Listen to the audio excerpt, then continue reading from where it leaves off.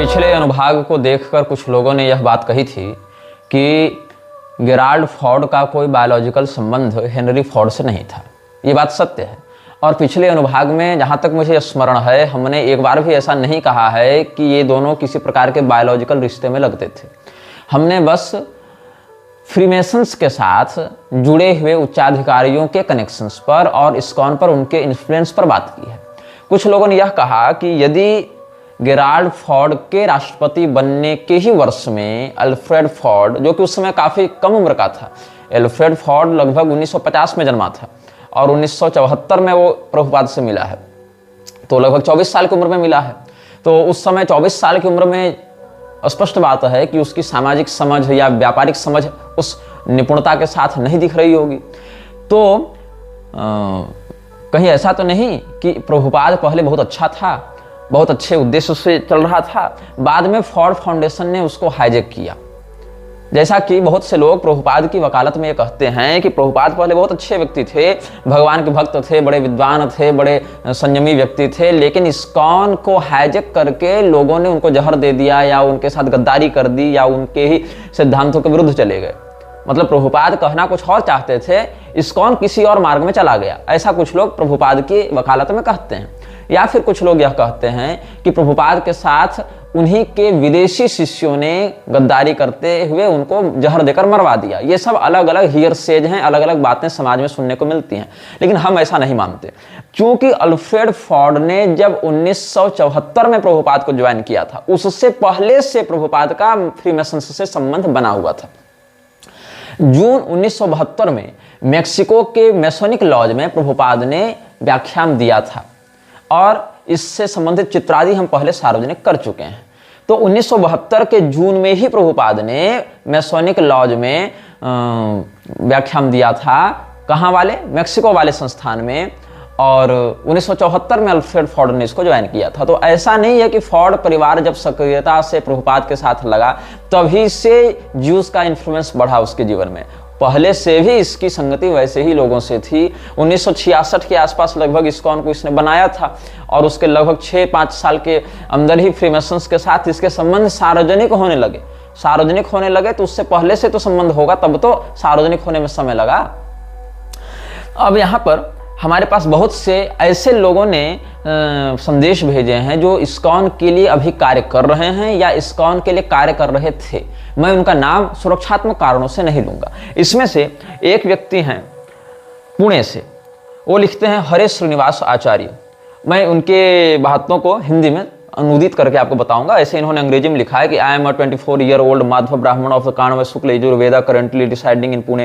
Please do not mention my name publicly for my safety. तो ठीक है, हम इनका नाम नहीं बताएंगे सार्वजनिक रूप से।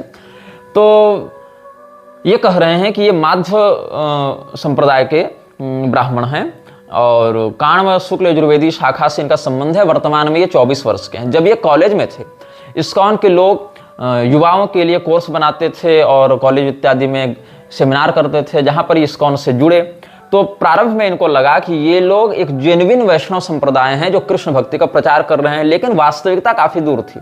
ये लोग सबसे नीचे के स्तर पर व्यक्ति की मानसिकता लेकर उसकी कुल परंपरा, उसके गोत्र परंपरा इत्यादि को नष्ट कर रहे हैं। These people are the lowest of all, destroying one's कुल and गोत्र traditions, suppressing कुल देवा पूजा and imposing their own fabricated rules। अपने मनमौजी नियमों को थोप रहे हैं और जो वंश कुलागत परंपरा सनातन धर्म के अनुसार प्राप्त है लोगों को, उससे दूर कर रहे हैं। अर्जुन की भी यही चिंता थी। उत्साद्यमते जाति धर्मा कुल धर्माश्च शाश्वता।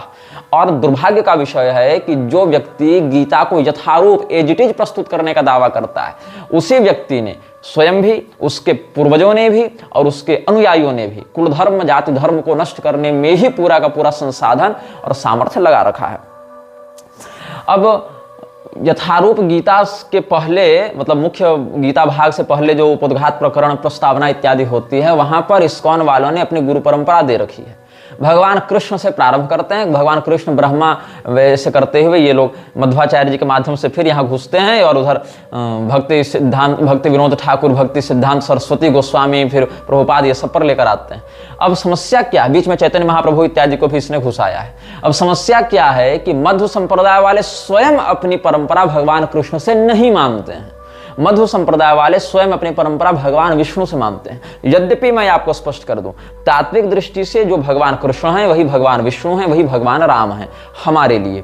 लेकिन जो अतिवादिता से ग्रस्त ये लोग हैं, ये एक और स्वयं को भगवान कृष्ण के बोनेफाइड लाइनेज में बताते हैं, दूसरी ओर बीच में मध्वाचार्य जी को भी घुसाते हैं। किंतु मध्वाचार्य जी की स्वयं की जो माध्व परंपरा वो वर्णित करते हैं या उनके अनुयायी वर्णित करते हैं, अपनी जो जिसको ब्रह्म संप्रदाय की परंपरा भी कहते हैं, वहां से भगवान नारायण से ब्रह्मा, ब्रह्मा के बाद ये अपने गुरुजनों का नाम लेते हैं। तो वहां भगवान कृष्ण को ये प्रधान संप्रदाय प्रवर्तकाचार्य के रूप में नहीं देखते हैं, वो भगवान विष्णु से ही लेते हैं वो लोग। यद्यपि अब अगर ये लोग कहेंगे कि जो भगवान कृष्ण है वही तो विष्णु हैं, तो ये बात तुमको तब क्यों नहीं समझ में आती जब भगवान कृष्ण की प्रशंसा करने के चक्कर में तुम लोगों ने अपनी ही गीता में और अपने ही भागवत टीकाओं में कितनी बार भगवान विष्णु की निंदा की है, कितनी बार भगवान विष्णु को नीचा दिखाया। तब ये बात तुमको क्यों याद नहीं आती है कि जो कृष्ण है वही विष्णु है? तब तो ये बात आनी चाहिए ना याद। तो भगवान कृष्ण से अपनी परंपरा दिखाते हैं, बीच में मध्वाचार्य जी को लेते हैं। लेकिन मध्वाचार्य जी तो वर्णाश्रम के प्रबल समर्थक थे। मध्वाचार्य जी तो श्रुति सिद्धांत का विरोध नहीं करना चाहते थे, उस प्रकार से उन्होंने श्रुति विरुद्ध कोई बात कहने का दुस्साहस नहीं किया है। यद्यपि उन्होंने द्वैत मत का जो प्रवर्तन किया उसका प्रत्यक्ष बाध कई अद्वैत बोधनी श्रुतियों से हो जाता है, स्पष्ट महावाक्यों से भी हो जाता है। किंतु उन्होंने वेद को अप्रमाण नहीं कहा, उन्होंने वेद को परिवर्तनशील नहीं कहा, उन्होंने वर्णाश्रम का विरोध नहीं किया। ज्ञान कांड में ही सब संप्रदाय में अंतर है, कर्मकांड उपासना कांड में कोई वैमनस्य या कोई भेदभाव नहीं है। इन लोगों ने उसको तक विकृत कर दिया, बीच में घुसा दिया चैतन्य महाप्रभु का नाम, और फिर सीधे अपने आप को उन्हीं के समकक्ष दिखाने के लिए क्या कह दिया भक्ति सिद्धांत सरस्वती गोस्वामी उर्फ विमल प्रसाद दत्त के समय में कि चैतन्य महाप्रभु के बाद डायरेक्ट उस परंपरा में हम ही एकमात्र दंडी सन्यासी हुए हैं। वो भी कैसे? ब्राह्मणेतर होकर भी दंड सन्यास ले लिया, वो भी अपने गुरु के फोटो के सामने खुद ही डंडा पकड़ लिया, कहा हम दंडी सन्यासी हो गए। और जब गौड़ीय संप्रदाय वालों ने मान्यता नहीं दी तो गौड़ीय मठ नाम से अलग एनजीओ रजिस्टर्ड करा लिया और कहा we are the disciples of bonafide guru parampara lineage, ये इसने घोषणा कर रखी थी। अस्तु, अब हम इन संदेशक की बात पर लौटते हैं। इनके किसी मित्र ने म्लेच्छराज श्रृंखला के विषय में इनको बताया था। A friend of mine recently forwarded your Mlechharaj series in which you described how Mlechharaj destroys kuladharma and kuladev puja. ISKCON is doing an excellent job of dismantling Sanatan Dharma in multiple ways. ISKCON Sanatan Dharma को नष्ट करने का काम बहुत बढ़िया से कर रहा है। And the worst part is that they falsely claim their parampara is linked to Madhvacharya. Shri Ananda Tirtha Bhagavatpada never engaged in such practices as ISKCON does. Ananda Tirtha Bhagavatpada, जिनको प्रचलित भाषा में मध्वाचार्य जी के नाम से जाना जाता है, उन्होंने कभी ऐसी किसी गतिविधि में स्वयं को संलिप्त नहीं किया, न ऐसा उपदेश दिया जैसा इस्कॉन कर रहा है। यहां पर क्या कर रहा है इस्कॉन? जनेऊ तक उतरवा रहा है लोगों को, जनेऊ उतरवा एक और रहा है, और क्या कहता है? They even attempted to remove my yajnopavita janeu and propagated the idea that we are all Shudras, a topic I believe you have addressed in your lectures. और दूसरी ओर अंग्रेजों को जनेऊ पहना रहा है, ब्राह्मणों से जनेऊ उतरवा रहा है, अंग्रेजों को जनेऊ पहना रहा है। मतलब समझ रहे हो तुम्हारी कुल धर्म जाति धर्म व्यवस्था को कैसे नष्ट कर रहा है ISKCON. However, the issue of Kuldeva Puja is particularly alarming. I have personally witnessed the destruction of many ISKCON members' lives due to their ignorance of Kulachar. Yes, Radha Krishna puja can be performed but so must kulachar. बिल्कुल सही बात। At one point even I was briefly influenced by ISKCON's ideology but by the grace of Shri Vanashankari I never ceased her puja और that of Shri Venkateshwara. Hindus must recognise this harsh truth about ISKCON regarding the depiction of Shripad Madhvacharya prana mudra. It is not traditional. बात आपको अगर स्मरण होगी जब हम म्लेच्छराज के अनुयायियों के नियमावलियां बता रहे थे कि इनको देर रात को सोना होता है और सुबह जल्दी उठना होता है, 3 से 4 घंटे ही ये सोते हैं। तो नरेंद्र मोदी जैसे लोग हों या प्रभुपाद जैसे लोग हों, ये भी 4 घंटे से अधिक नींद नहीं लेते हैं। ये भी एक अनिवार्य नियम है म्लेच्छराज के प्रधान अनुयायियों के लिए। तो गीता जो यथारूप इन्होंने छापी है उसमें भगवान कृष्ण का जो ये चित्र है वो इस प्रकार से है। हालांकि यहाँ पर ऐसे कर दिया थोड़ा सा डिफरेंस दिखाने के लिए, लेकिन ऐसे ही उन्होंने किया है। और मैंने जो आपको शैतान की मूर्ति का दिखाया था सैटेनिक चर्च के माध्यम से, जहाँ पर वृक्षराज की प्रतिमाएं वो लोग बेफोमेट या अलग अलग नामों से प्रसारित कर रहे हैं, वहां पर भी इसी मुद्रा को उन्होंने दिखाया था। तो इन लोगों ने फिर कुतर्क किया कि द्वैतवादी है ना, इसीलिए दो दिखाते हैं, ये दो का सिग्नल है, प्राण मुद्रा है। नहीं, बात सुनो क्या है, ये जो लूसीफर का चिन्ह ये लोग बना रहे हैं उसको प्राण मुद्रा के साथ जोड़कर दिखा रहे हैं, मिलावट कर रहे हैं, जैसे कोई पानी मिलाकर दूध बेच दे वैसा कर रहे हैं। तो माधवाचार्य जी के जो चित्र में ये लोग दिखाते हैं कि वो तो मध्वाचार्य जी के भी चित्र और मूर्तियों में वो ट्रेडिशनल नहीं है। मध्वाचार्य जी का अभय मुद्रा, ज्ञान मुद्रा इत्यादि का ही प्रयोग किया जाता रहा है। Regarding the depiction of Shripad Madhvacharya's prana mudra, it is not traditional. The older vigrahas and depictions of the acharya show him with abhaya mudra, jnana mudra. I am providing a link to a video where a Madhva scholar discusses this matter, although it is in Kannada, it is highly Sanskritised and should be understandable. फिर इन्होंने कुछ हमको प्रमाण स्वरूप video इत्यादि भेजे हैं। Although this is not the exact video I was searching for, there exists another one where the scholar explicitly stated that Madhvacharya should be depicted with Jnana Mudra and holding the Brahma Sutra. This information is accurate to the best of my knowledge. Please feel free to contact if further assistance is needed. ठीक है। और बंगाल से भी कई लोगों ने मुझसे संपर्क किया जिन्होंने कहा कि यहाँ के जो पारंपरिक गौड़ीय वैष्णवाचार्य हैं वो इस्कॉन को अपने प्रतिनिधि के रूप में या प्रभुपाद को विशुद्ध चैतन्य महाप्रभु के अनुयायी के रूप में मान्यता नहीं देते हैं। और एक कोई, इनका भी नाम नहीं बताऊंगा, ये वेस्ट बंगाल सिलीगुड़ी से इन्होंने मुझे मेल किया था। Shriman Narayan Maharaj ji, I am from Siliguri, West Bengal. I am in touch, or say I am in a group of ISKCON from the past 3-4 years because of lockdown. They were prominently preaching in my area. जब lockdown लगा था तो ISKCON के प्रचारक इधर उधर जा रहे थे अपने कॉर्पोरेट का प्रचार करने के लिए, तो ये भी जुड़ा हुआ था उन लोगों से 3-4 साल से। पहले इसको लगा कि वो लोग सही हैं, द युग धर्मा is harinam jaap, but when I started reading their books and attending their classes I started doubting them because in classes and books they prominently praised Jesus Christ while in the next chapter only degrading Lord Shiva. क्या कहते हैं ये जो संदेशक हैं हमारे, वो कहते हैं कि हमने जब ISKCON को ज्वाइन किया था तो मुझे लगा ये तो अच्छी बात है, भगवान के नाम का संकीर्तन सिखा रहे हैं, लेकिन जब हम उनके क्लासेस ज्वाइन करने लगे और जब हम उनकी पुस्तकें पढ़ने लगे तो हम क्या देखते हैं कि वो भगवान नाम सिखाने के स्थान पर उसकी आड़ में जीसस क्राइस्ट की खूब प्रशंसा कर रहे हैं और अगले ही अध्याय में भगवान शिव को खूब भला बुरा कह रहे हैं। I have some references from the books I want to share, but before that, when I started reading about Prabhupada, I was having doubt if he was a स्वर्ण बणिक। हाँ, बहुत से लोगों ने यह कहा है कि प्रभुपाद कायस्थ नहीं थे, प्रभुपाद स्वर्ण बणिक नामक समुदाय से थे, स्वर्ण बणिक, और ये शूद्र वर्ण में आते हैं, इनका यज्ञोपवीत आदि नहीं होता है। तो मैं आपको स्पष्ट कर दूं, कायस्थ समुदाय के अष्टविध विभाजन है, जिसमें 4 विभाजन द्विजाति में आते हैं और 4 विभाजन शूद्र में आते हैं। इनको समग्र रूप से कायस्थ ही माना गया है शास्त्रों में, और इस विषय पर हम पहले एक दीर्घ वक्तव्य निर्गत कर चुके हैं।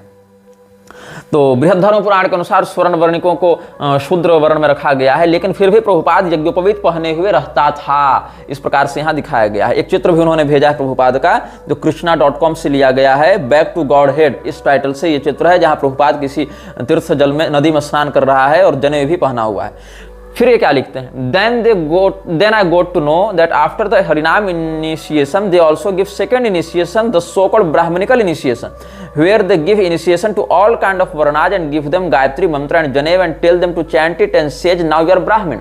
अब ये लोग दूसरा फ्रॉड क्या कर रहे हैं कि ये हर जाति को पहले नाम संकीर्तन के बहाने अपने आप से जोड़ेंगे, फिर सबको जनेऊ दे देकर कहेंगे अब तुम ब्राह्मण हो गए, अब तुम गायत्री मंत्र जपो, अब तुम ब्राह्मण हो गए। इसकी क्या आवश्यकता है? ये कोई आवश्यकता नहीं। न चैतन्य महाप्रभु ने कभी ऐसा किया, न कभी मध्वाचार्य जी ने ऐसा किया, न भगवान कृष्ण ने ऐसा करने कहा, लेकिन फिर भी ये लोग ऐसा पाखंड इन्हीं तीनों महाविभूतियों के नाम पर, परब्रह्म और उनके अनन्यभूत उपासकों के नाम पर कर रहे हैं, और अंग्रेजों को भी, स्त्रियों को भी सब ऐसा कर रहे हैं। Like in the following picture, Prabhupada giving Brahmanical initiation to one foreigner and his wife। एक अंग्रेजन को, विदेशी को और उसकी पत्नी को प्रभुपाद जनेऊ दे रहा है और उसको गायत्री मंत्र सिखा रहा है। और इतना ही नहीं, Srila Prabhupada wore 3 times 3 threads when he was placed in samadhi. Other Vaishnavas in Gaudiya tradition wear 6 single threads to signify the 6 Goswamis. From this we can conclude that the exact number of threads is ultimately not so important. While Sri Prabhupada liked us to learn more about our Vaishnava culture, he didn't like it if we got too caught up in the fine details. The main point is to worship Krishna and acceptance of the sacred thread is a major step forward in that process. अगर केवल नाम संकीर्तन को तुम लोग महत्व देते हो तो फिर जनेऊ इत्यादि का क्यों तुम प्रयोग कर रहे हो, वो भी श्रुति विरुद्ध जाकर, वेद विरुद्ध जाकर, मर्यादा विरुद्ध जाकर। और अगर यही सब करना है तो विधि पूर्वक करो, उसमें तो तुम ही कट जाओगे, क्योंकि तब तो तुम खुद ही जनेऊ के अधिकारी नहीं रहोगे, तब तुम स्वयं ब्राह्मणत्व के लिए स्वयं को दावा के रूप में प्रस्तुत नहीं कर सकते हो, स्वयं व्यासपीठ पर बैठोगे तो भगा दिए जाओगे वहां से। लेकिन प्रभुपाद को व्यासपीठ पर भी कब्जा करना था, जनेऊ पर भी कब्जा करना था, स्वयं को ब्राह्मण के रूप में दिखाना भी था और स्मार्त ब्राह्मणों का विरोध भी करना था। मतलब इसको ब्राह्मण के रूप में स्वयं को प्रतिष्ठित करना है, लेकिन जो परंपरागत विशुद्ध असली ब्राह्मण है उनको गाली भी देना है ताकि अपने नकली ब्राह्मण को असली रूप में बेचा जा सके। ये इसका एक फॉल्सहुड था। अब as given on their website here, they say that the number of threads isn't important. The Brahma Granthi they don't know, then how they are giving the initiation Narayana knows. जब इनको पता ही नहीं कि जनेऊ में धागा कितना हो रहा है, जनेऊ में ग्रंथि कैसे लगनी है, तो कौन सी दीक्षा देते हैं जनेऊ पहना कर और किस प्रकार से ब्राह्मण सिद्ध करते हैं, भगवान ही जाने। अब एलन गिन्सबर्ग का एक हम यहाँ पर आपको उदाहरण देना चाहेंगे। एलन गिन्सबर्ग कौन है, इसके विषय में आप विकिपीडिया में पढ़ सकते हैं। एलन जो गिन्सबर्ग है, इसका जन्म हुआ था जून 3, 1926 में। इसका नाम था Irwin Allen Ginsberg. Newark New Jersey US में इसका जन्म हुआ था और ये 70 साल की उम्र में मरा। 5 अप्रैल 1997 को न्यूयॉर्क में ही मरा।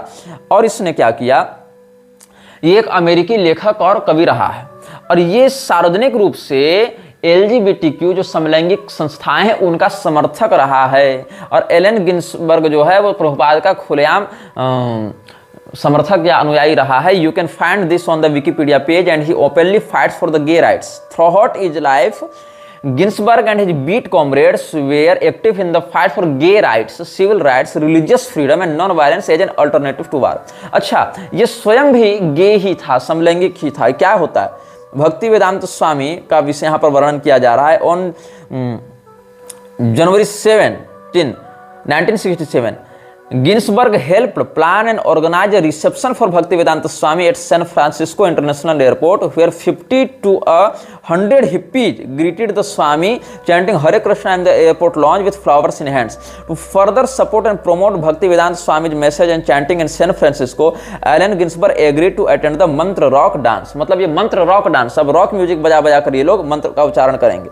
और after learning that A.C. Bhaktivedanta Swami Prabhupada, the founder of Hare Krishna movement in Western world, has rented a storefront in New York, he befriended him, visiting him often and suggesting publishers for his books, and a fruitful relationship began. पहले तो ये कृष्णा आंदोलन से जुड़ा हुआ था, उसके बाद ये प्रभुपाद से जुड़ा। This relationship is documented by Satsvarupa Das Goswami in his biological account Srila Prabhupada Lilamrita.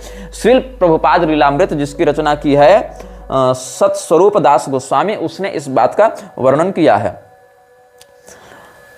Even in his official music poster, Allen Ginsberg's name was written next to Prabhupada. उसके बाद एक और व्यक्ति है जिसका नाम है George Harrison.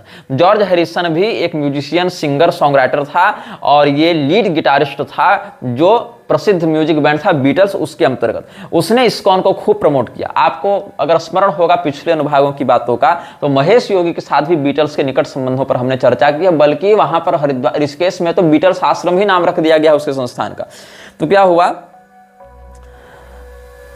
who achieved fame as the lead guitarist of the famous music band Beatles, he promoted ISKCON by visiting, being in touch and making song albums for them, and he wrote the foreword for Krishna book of ISKCON. But ISKCON has strict rules for smoking, then also being for ISKCON, George Harrison was a daily smoker. As written in the Wikipedia, he also died because of that. ये सब बात है। फिर child abuse वाला भी है। Prabhupada directed his disciples to train children in boarding school called Gurukulas, where they would receive education from spiritual leaders. However, as reported by sociologist of religion E. Burke Rochford, through mismanagement, these schools became like orphanages. After Prabhupada's departure, it came to light that physical and sexual abuse occurred within these schools due to lack of oversight, as stated in Wikipedia. Child abuse is also there. I am 18 years old, but 3 years ago when I was in ISKCON, I also experienced somewhat of child abuse, but I immediately handled it. जिसने मुझे संदेश भेजा उस व्यक्ति ने भी यह दावा किया है कि वो भी स्वयं ISKCON से जुड़ने के बाद चाइल्ड एब्यूज, सेक्सुअल एब्यूज का शिकार रहा है, लेकिन फिर भी ये किसी प्रकार से मैनेज कर लिया। और इसी प्रकार से इसमें बहुत कंट्रोवर्शियल बात है, बहुत सारे केस मुकदमे भी ISKCON पर चल रहे हैं। $400 मिलियन का जुर्माना लगाया गया था बच्चों का यौन शोषण करने के आरोप में। गायों की तस्करी के ऊपर भी ISKCON के ऊपर कई सारे केस मुकदमे हुए हैं कि ये लोग अपनी गौशालाओं से मरी गायों को, बूढ़ी गायों को या जो दूध नहीं देते ऐसी गायों को कतलखाने में बेच देते हैं और उनके नाम पर भक्तों से डोनेशन लेते हैं। बहुत सारी बातें हैं और इन सारी बातों में बहुत से आरोप लगते रहते हैं। ये सब न्यायपालिका में विषय चल रहा है, तो हम उन बातों पर अधिक चिंतन नहीं करेंगे क्योंकि ये सब बातें आप न्यूज आर्टिकल्स से भी जान सकते हैं। हम उन बातों पर चिंतन करेंगे कि प्रभुपाद जो है उसने कैसे भगवान की भक्ति की आड़ में म्लेच्छत्व का प्रचार किया। प्रभुपाद की एक पुस्तक है प्रभुपाद के सिद्धांतों पर आधारित, हरिनाम जप की महिमा। तो हरिनाम जप की महिमा ये बुक आपको मिल जाएगी जो ISKCON के संस्थान होंगे वहां से। उसमें पृष्ठ 5 में आप पढ़ेंगे तो क्या लिखा हुआ है, प्रत्येक मंत्र की ध्वनि में एक विशेष शक्ति होती है, परंतु आपने कहा कि वर्तमान युग में हरे कृष्ण महामंत्र ही सर्वाधिक सरल तथा भगवत साक्षात्कार हेतु सुनिश्चित मार्ग है। ठीक है, मतलब हरिनाम जप की महिमा इस बुक में प्रभुपाद ने 5वें पृष्ठ में जो उसके उपदेशों से संकलित किया गया है और जिसको ISKCON ही छापती है, वहां पर यह कहा गया है ऑन बिहाफ ऑफ प्रभुपाद की कलयुग में, ऐसे तो हर मंत्र का एक अलग से नादात्मक तरंग स्वरूप होता है, नाद रूप होता है, लेकिन कलयुग में भगवत प्राप्ति के लिए और भगवत साक्षात्कार के लिए हरिनाम जप ही सबसे अधिक, हरे कृष्ण मंत्र का जप ही सबसे अधिक प्रशस्त, सरल और प्रभावी उपाय है। ठीक है, लेकिन पृष्ठ 33 में आप जाएंगे तो क्या होगा, 33 और 34 आप देखेंगे तो क्या कहता है, मैं यह दिखाना चाहता था कि हेलेलुया और हरे कृष्ण लगभग एक ही हैं। मतलब नमः शिवाय और हरे कृष्ण अलग हैं, नमः चंडिकाय और हरे कृष्ण अलग हैं, श्री राम जय जय राम और हरे कृष्ण अलग हैं, क्योंकि नमः शिवाय जपोगे तो मोक्ष नहीं होगा इनके अनुसार, नमः चंडिकाय कहोगे तो दुर्गा जी मोक्ष नहीं देंगी इनके अनुसार, श्री राम जय जय राम कहोगे तब भी मोक्ष नहीं होगा इनके अनुसार, लेकिन हेलेलुया करोगे तो हो जाएगा क्योंकि हेलेलुया और हरे कृष्ण एक हैं, ऐसा इसके अनुसार। अच्छा आगे क्या है, मैं यह दिखाना चाहता था कि हेलेलुया और हरे कृष्ण लगभग एक ही हैं। लगभग शब्द का प्रयोग किया है, लेकिन यह लगभग भी छलावा वाला लगभग है क्योंकि आगे कन्फर्म किया है। मैंने पहले अपने गीत में हेलेलुया शब्द को दोहराया और फिर अचानक उसके स्थान पर हरे कृष्ण गाने लगा।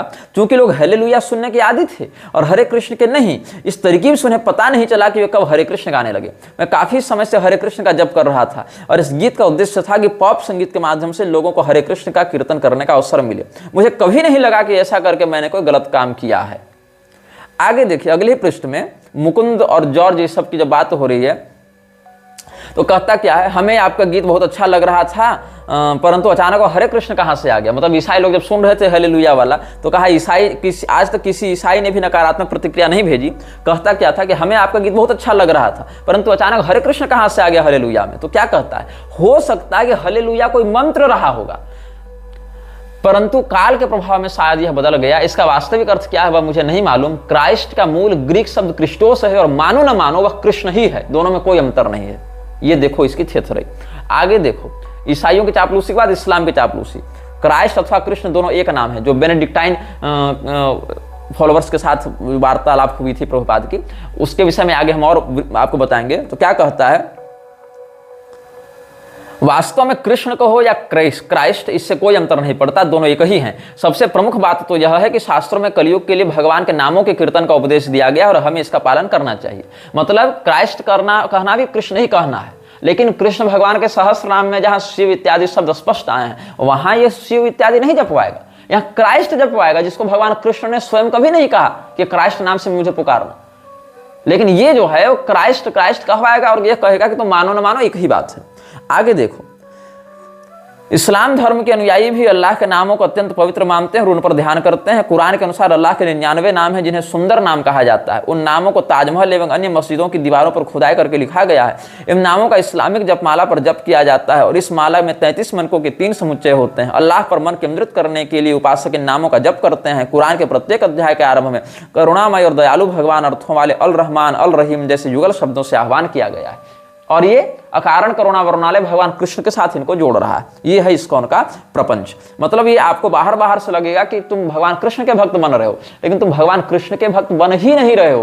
तुम बन रहे हो केवल इस्कॉन के अनुयायी और इस्कॉन के लिए कृष्ण और क्राइस्ट में कोई अंतर नहीं है। अब आपको एक बात ध्यान में रखनी चाहिए कि भगवान कृष्ण ने अपने विभूति योग में कहा है रुद्राणाम शंकरश्चास्मि, लेकिन भगवान कृष्ण ने स्वयं शिव जी को अपना रूप बताया। ये लोग शिवरात्रि मनाते आपको नहीं दिखेंगे, लेकिन भगवान कृष्ण ने जीसस क्राइस्ट के विषय में कुछ नहीं कहा। लेकिन ये लोग क्या कहेंगे कि Christ is Krishna and Krishna is Christ. भगवान कृष्ण शिव जी को अपना रूप बता रहे हैं, लेकिन वहां पर इनको नहीं माननी है वो बात। भगवान कृष्ण ने जब रुद्राणाम शंकरश्चास्मि में कहा तो वहां ये बात नहीं माननी है, लेकिन भगवान कृष्ण को क्राइस्ट के साथ जबरदस्ती इनको जोड़ देना है और क्रिसमस मनाना है, लेकिन शिवरात्रि नहीं मनानी है, नवरात्र नहीं मनाना है। जबकि भगवती दुर्गा और भगवान कृष्ण में तत्वतः कोई भेद नहीं है, यह भी शास्त्र कई बार वर्णित कर चुके हैं। लेकिन इसको नवरात्र नहीं मनाना है, शिवरात्रि नहीं मनाना है, इसको मनाना है क्रिसमस। और यह कहना है कि क्रिसमस जो है वो पवित्र पर्व है, पवित्र त्योहार है। और यही कारण है कि आप हरे कृष्ण टीवी या अमोघ लीला प्रभु इत्यादि के कई वीडियो देख लें, वहां पर शिवरात्रि या नवरात्र के व्रतों को निभाते अपनाते हुए इस्कॉनीय आपको नहीं दिखेंगे। क्रिसमस मनाते हुए और लॉर्ड जीसस क्राइस्ट की प्रेजिंग्स करते हुए आपको सैकड़ों वीडियो मिल जाएंगे। अनन्यता का ढोंग है, अनन्यता का ढोंग करते हुए कहते हैं हम केवल कृष्ण भगवान को मानेंगे और किसी को नहीं मानेंगे। तो जीसस क्राइस्ट को क्यों मानते हो? तो कहते हैं जो जीसस है वही तो कृष्ण है, क्राइस्ट और कृष्ण एक ही बात है। लेकिन भगवान शिव के साथ जो हरिहर भगवान की अनन्यता है, भगवान कृष्ण की अभिन्नता का वर्णन किया गया है, उसको ये लोग नहीं मानेंगे, क्योंकि इनको हिंदू धर्म का प्रचार नहीं करना है, इनको सिद्धांत का प्रचार नहीं करना है, इनको अपना एक अलग ही सिंडिकेट और गिरोह लेकर चलना है। तो प्रभुपाद ने वृंदावन में 15 मार्च 1974 को एक बात कही थी जिसके विषय में बहुत कम लोग जानते हैं। क्या हुआ, एक है ना अर्च्य विष्णुशिला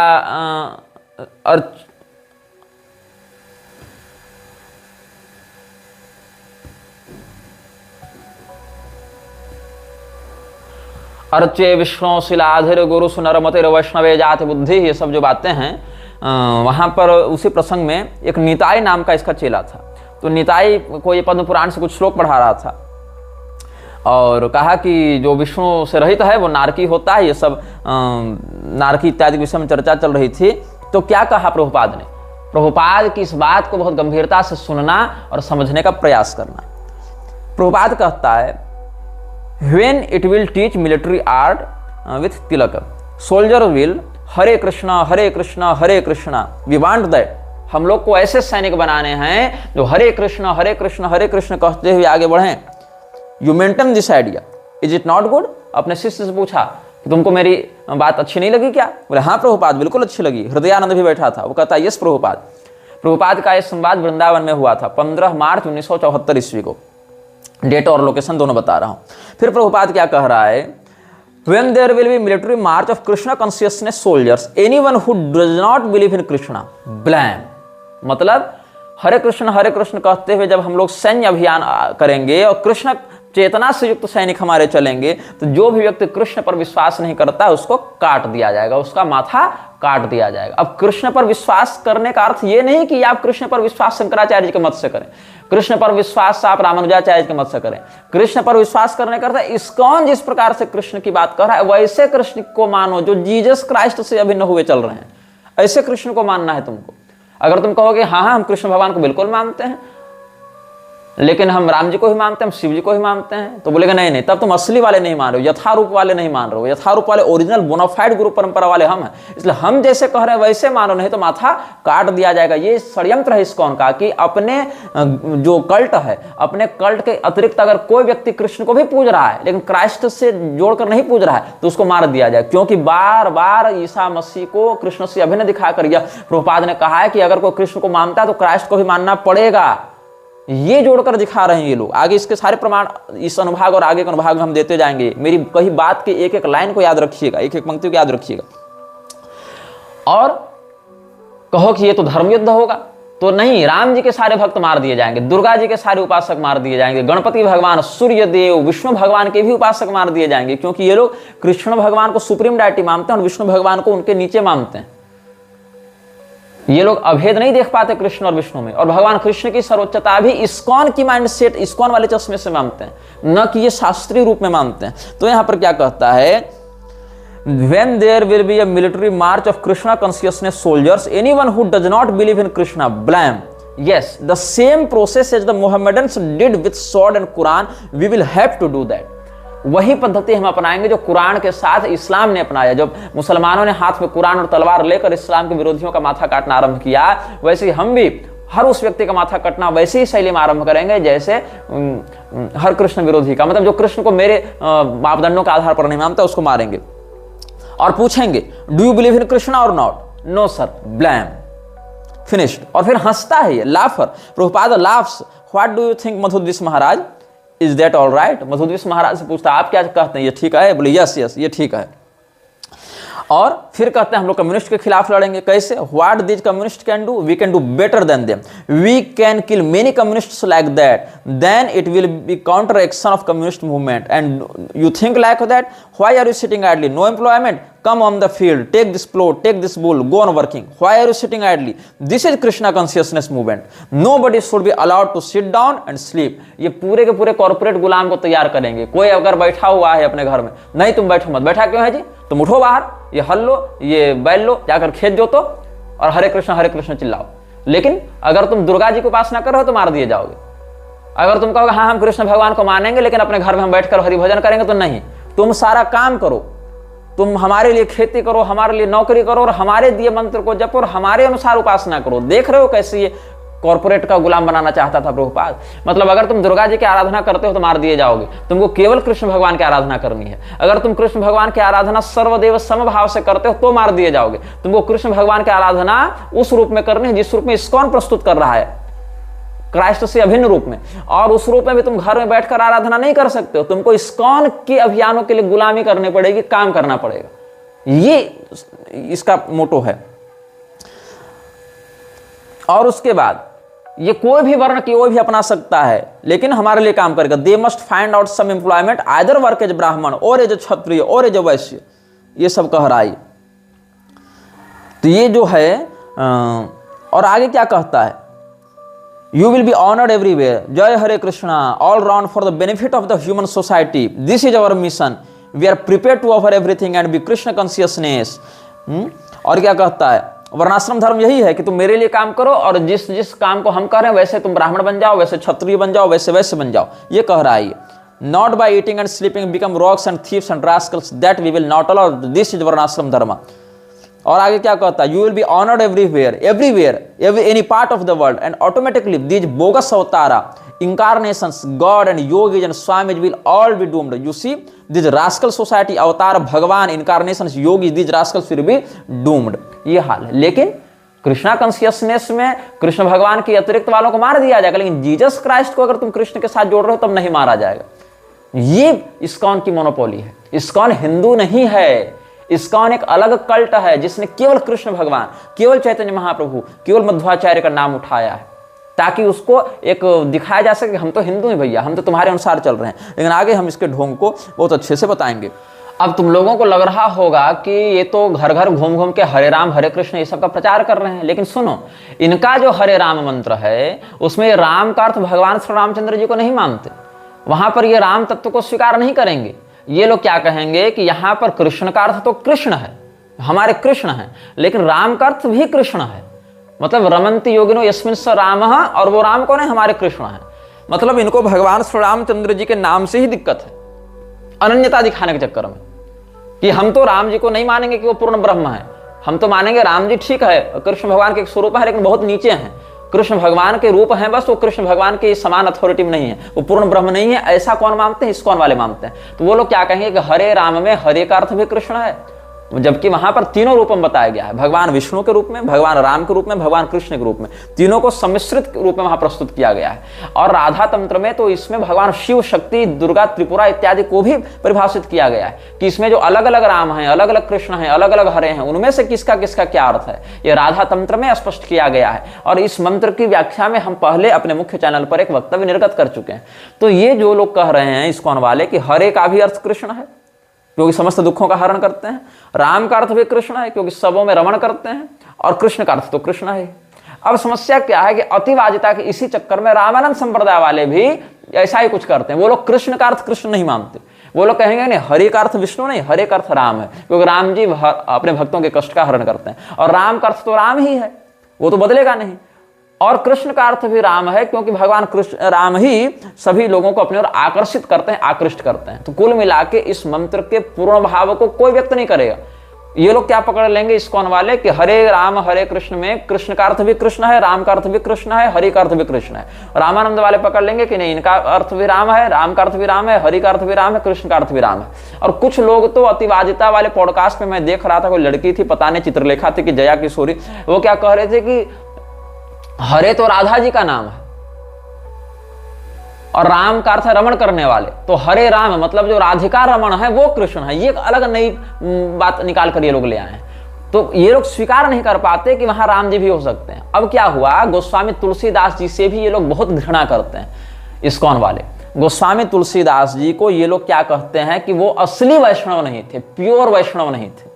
गोस्वामी तुलसीदास जी भगवान शिव की भी स्तुति में लिखे हैं ना, गणपति जी की स्तुति में भी लिखे हैं। तो ये लोग कहते हैं नहीं, वो असली वैष्णव नहीं है, वो मायावादी टच में आ गए थे ना, इसलिए बोनाफाइड ट्रू वैष्णव नहीं है। और यही कारण है कि ये लोग कभी भी रामचरितमानस का प्रचार नहीं करते हैं। कोई इक्का दुक्का अगर कर भी दे तो उसको दबा देते हैं। अमोघ लीला प्रभु का तुम वीडियो देखना, उसमें वो क्या जब अनटोल्ड रामायण वाला सीरीज निकाला, उसमें तुम 3-4 मिनट के बाद से देखना क्या कहता है कि गोस्वामी तुलसीदास जी भृगुवंशी थे और भृगु जी ने विष्णु भगवान के छाती में लात मारी थी, इसीलिए हम गोस्वामी जी के रामचरितमानस नहीं पढ़ेंगे। तो अरे मूर्खों, तुम लोग जाकर कम से कम पद्म पुराण ही देख लेते, कम से कम विष्णु पुराण ही देख लेते। वहां तो वाल्मीकि जी को भी भृगुवंशी बताया गया है, तब वाल्मीकि जी के रामायण क्यों पढ़ते हो? और वहां पर भी वाल्मीकि जी की रामायण में भी, जहां पर रावण वध के बाद भगवान ब्रह्मा ने भगवान श्री रामचंद्र जी को परम ब्रह्म बताया है, जहां पर उनको महाविष्णु के रूप में वर्णित किया है, वहां ये लोग क्या कहते हैं कि नहीं आप परब्रह्म नहीं है, अनुवाद में गड़बड़ करते हैं, आप तो कृष्ण भगवान के अंश हैं। वहां जबरदस्ती कृष्ण शब्द को घुसा रहे हैं, प्रसंग विरुद्ध जाते हुए। तो ये सब संक्रमण करते हुए धर्म ग्रंथों को अपने आगोश में ले रहे हैं। तो ये सब वैष्णव नहीं है विशुद्ध रूप से। गोस्वामी तुलसीदास के बारे में क्या कहा था प्रभुपाद ने, जब अक्षयानंद ने पूछा था कहां पर, वृंदावन में 29 अगस्त 1975 में प्रातः काल चलते हुए प्रभुपाद का ये रिकॉर्ड किया गया था बयान। गोस्वामी तुलसीदास का अपमान किया था। जब पूछता है अक्षयानंद कि Srila Prabhupada, Tulsidas is teaching bonafide, क्या तुलसीदास की उपदेश वास्तविक हैं, ओरिजिनल हैं, विशुद्ध हैं? बोला नहीं, he is not pure Vaishnava, he has got Mayavadi touch. मतलब प्रभुपाद के अनुसार तुलसीदास जी विशुद्ध वैष्णव नहीं थे, ये विशुद्ध वैष्णव है। इसके लिए पैगंबर विशुद्ध वैष्णव था।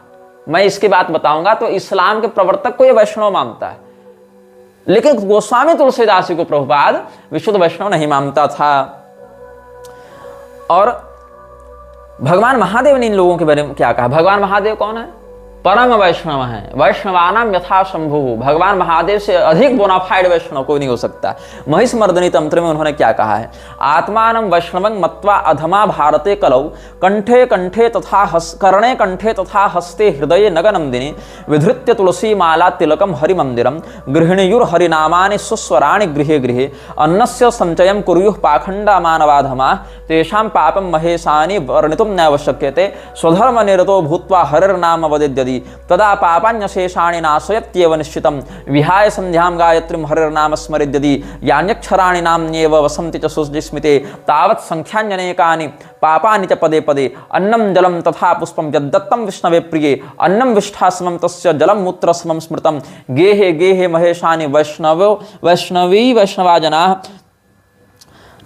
शंकरा वैष्णवा यत्र स्वदेशः पतितः सदा। हे पार्वती, कली काल में भारतवर्ष में अधम व्यक्तिगण अपने को वैष्णव मानकर कान में, कंठ में, हाथ में और हृदय में तुलसी की माला, तिलक और हरि मंदिर धारण करके घर घर मधुर स्वर से हरिनाम ग्रहण का गान करते हैं। और उद्देश्य क्या होता है? ऐसे पाखंडी मानवाधम हरिनाम गान करके अन्न और का संचय, भिक्षा इत्यादि करते रहते हैं। उन लोगों के पाप का मैं वर्णन भी नहीं कर सकता। स्वधर्म परायण होकर यदि कोई व्यक्ति हरिनाम का उच्चारण करता है तब उसी समय में वह निश्चय ही अपने बहुत प्रकार के पापों का नष्ट कर देता है। संध्या, गायत्री इत्यादि का परित्याग करके अगर कोई हरिनाम का स्मरण करता है तो हे शुचि स्मिते, उस नाम में जितने अक्षर रहते हैं जन्म जन्म में उसको उतना संख्यक बहुपाप भोगना पड़ता है। अन्न, जल, पुष्प जो विष्णु को अर्पित होता है, ऐसे मतलब पाखंडी धर्म वैष्णव के द्वारा दिया गया अन्न विष्ठा तुल्य है, जल मूत्र तुल्य कहा गया है। घर घर में यहाँ वैष्णव लोग विद्यमान हो गए हैं, लेकिन जिस धर्म देश में संकर वैष्णव वास करता है, मतलब नकली वैष्णव, बनावटी, वो देश सर्वदा पतित है।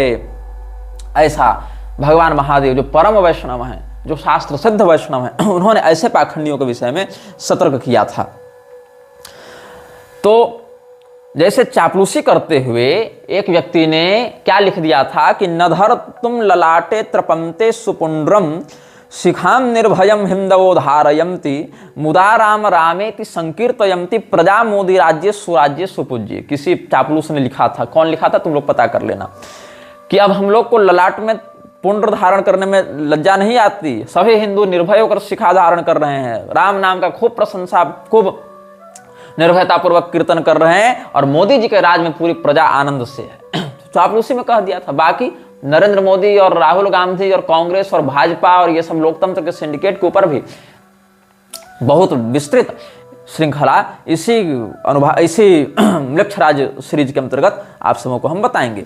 प्रभुपाद के विषय में कहा जाता है कि प्रभुपाद जो है अपने जवानी में ही कृष्ण कॉन्शियसनेस को फैलाने लगा था, और विदेश में जाकर इसने हिंदू धर्म का प्रचार किया, विदेश में जाकर इसने कृष्ण भक्ति का प्रचार किया। जबकि सत्य क्या है, इसका गुरु जो था भक्ति सिद्धांत, वो पहले ही भारत में 60 से अधिक सेंटर्स गौड़ीय मठ के खोल चुका था, और जर्मनी, इंग्लैंड इत्यादि में भी वो सेंटर्स खोल चुका था। मतलब प्रभुपाद बिल्कुल सिरे से नए से जाकर शुरुआत नहीं करता है। और ये क्या कहता है विकिपीडिया इत्यादि में इसके विषय में जो बातें लोग प्रचारित कर रहे हैं, कहते हैं in his old age at 69 he journeyed in 1965 from Kolkata to New York City on a cargo ship taking with him little more than a few trunk of books he knew no one in America. वाह, ये America में किसी को नहीं जानता था, जबकि गौड़ीय मठ वाले ही कितना विदेश में प्रचार कर चुके थे इसके जाने से पहले, लेकिन इसके अनुसार ये किसी को नहीं जानता था। मतलब इससे चमत्कार हो गया और इसको सब लोग सीधे फ्रीमेसन्स वाले मिल गए और सीधे इसको अपने यहाँ बुलाकर प्रवचन करा लिया और इससे दीक्षा भी ले ली और इसको लाखों करोड़ों का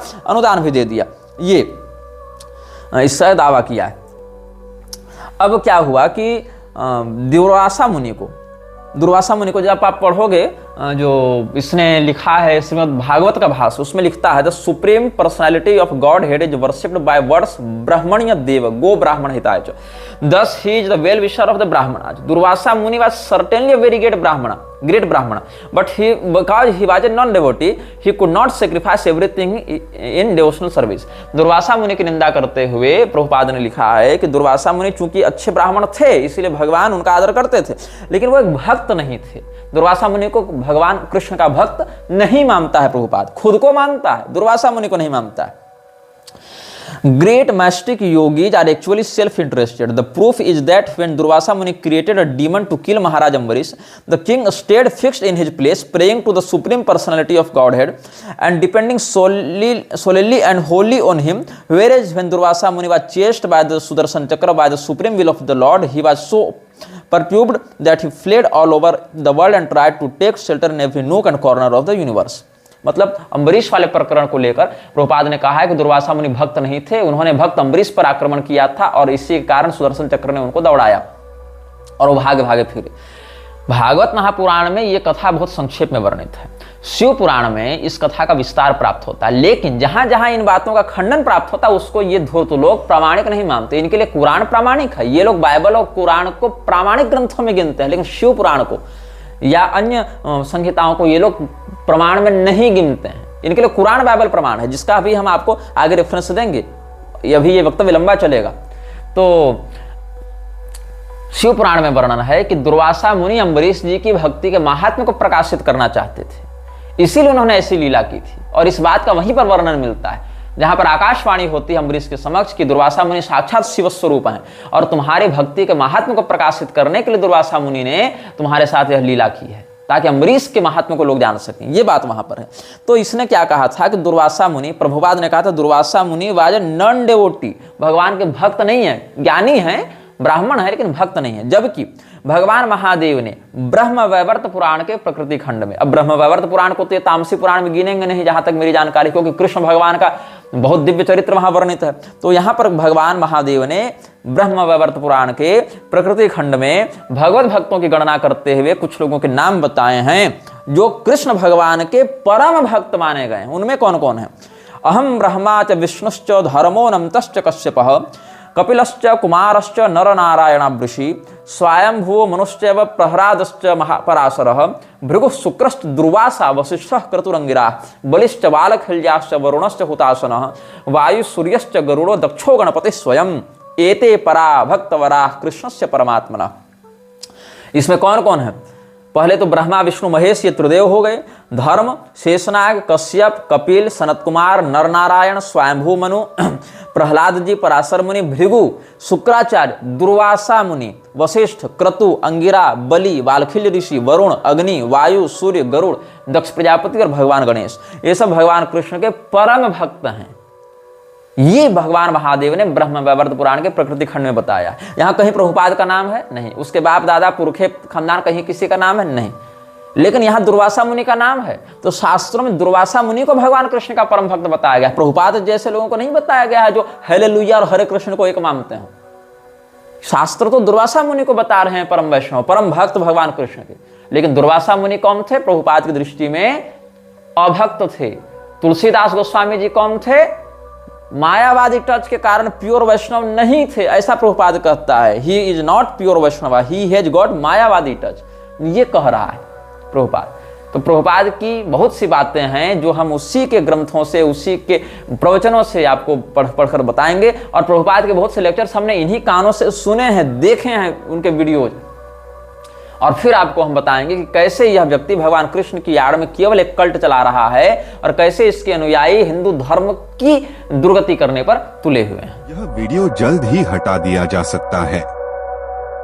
कृपया थर्ड पार्टी ऐप्स का उपयोग करके डाउनलोड करें। आप इस वीडियो को अपने चैनल पर फिर से अपलोड भी कर सकते हैं।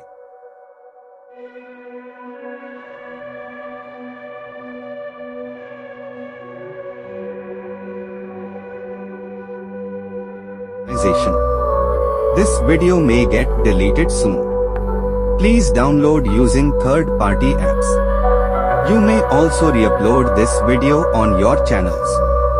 Thank you.